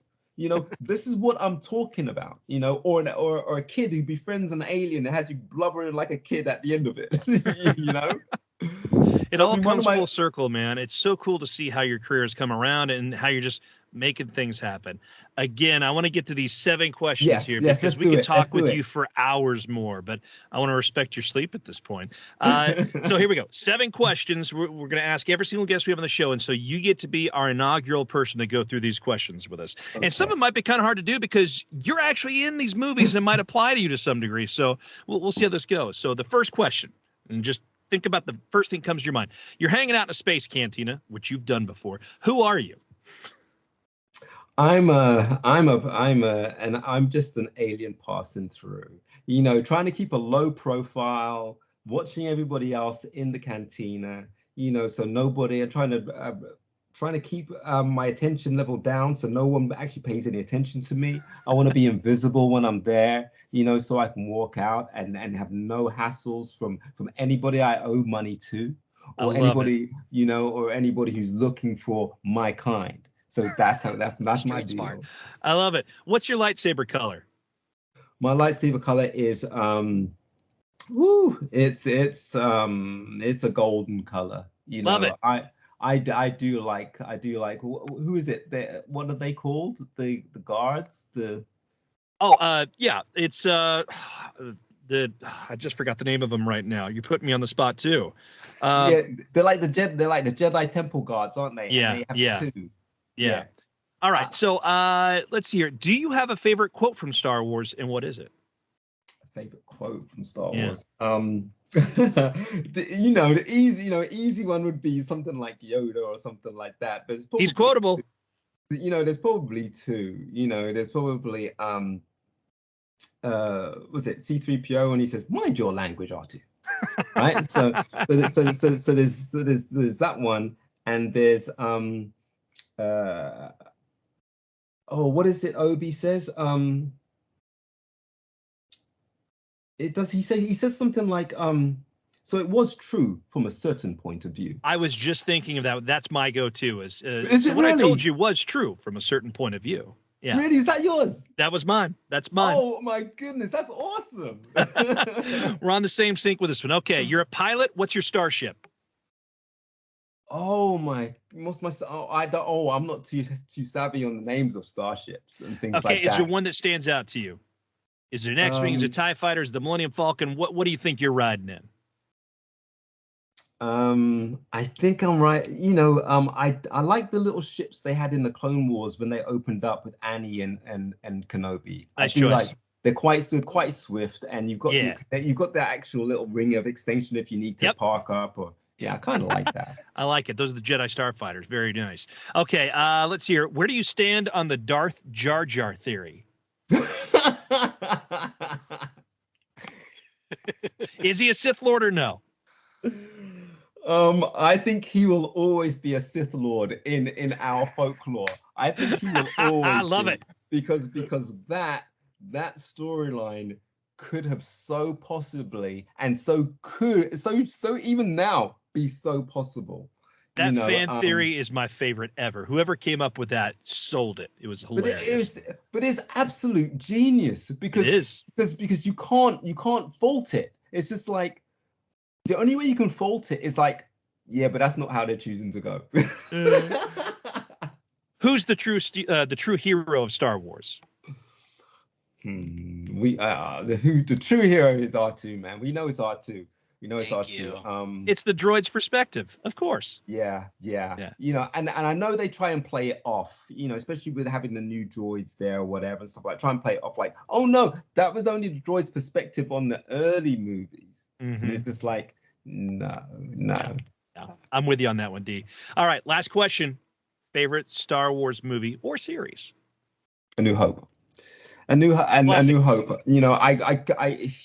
It's a tough one between Mandalorian and whatever, but The New Hope, because I spoke about what George had to go through to make that with nobody believing in him along the way. Mm-hmm. To then turn around and say, well, this is what I was trying to put together. And then everybody in the room with their jaws on the floor. Yeah. And with a bit more respect. Heading his way,